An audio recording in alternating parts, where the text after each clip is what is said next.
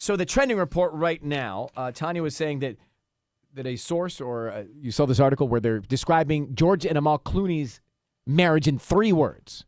Yeah, their marriage success in 3 words. And I was reading this article because George Clooney's about to turn 60 on May 6th. What a treasure.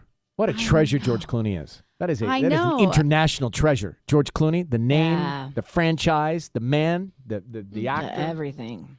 Go ahead.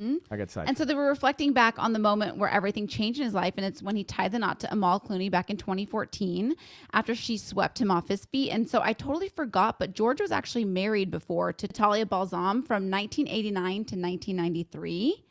And then he also dated Stacy Keibler, Renee Zellweger, and many more throughout the years.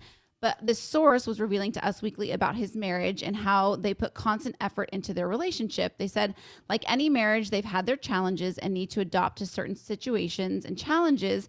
It's taken compromise, establishing boundaries, and a lot of patience to keep the relationship on track. And so the 3 things were compromise, setting boundaries, and patience. And I've always said patience is the most underrated word when it comes to relationships. And it's the first word that the Bible uses to describe love. It says love is patient, love is kind, love it, all those things. But patient is the first word used.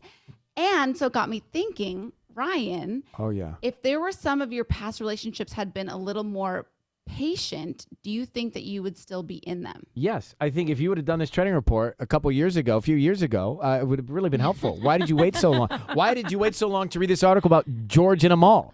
You could have really been a source of good here. Yeah, because I think everybody always says those love are such great and things. respect and all these things, but it's like boundaries, boundaries, and patience. Man, you're right. It is a burden to be the only patient person here on this show. It is a real burden, such a curse.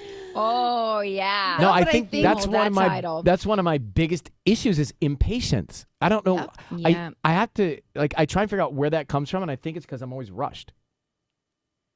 I'm always rushed. I remember really having to deal with patience with Michael early on in our relationship and having conversations with my sister being like, I think he's immature because he was 2 years younger than me. And so in my head, I was like, he's too young and he doesn't get it and blah, blah, blah. And she's just like, well, you either need to just be patient and stick it out and wait till he kind of grows up a little bit, or you just break up.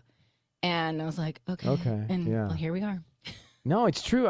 The patience thing is a tough one. I think also for all of us, it's not a get up and then slowly. I think Robin Roberts was talking about that, right? Get up and then slowly warm up into your day. It's like full speed, right? Like not 1 minute can you really lay in bed as soon as that alarm goes off. And it's like full speed. Everybody has their own, you've just been dealing with your own timeline your whole life. And then you meet somebody and they might be on a different timeline. And it's like, it's okay. At the end of the day, if you just want to be with that person, you just have to be patient. Is it weird that I have a copy of your report and I'm going to fold it up and put it in my pocket? Is that, you guys are bothered by that? I'm telling you, those 3 words, I was like, wow, those are really great words, because you always hear people say, you need love and all these things, but really, you need compromise, boundaries, and patience. Wherever you see me, wherever I may be, whatever photo you may see posted, in my right pocket is my lucky charm.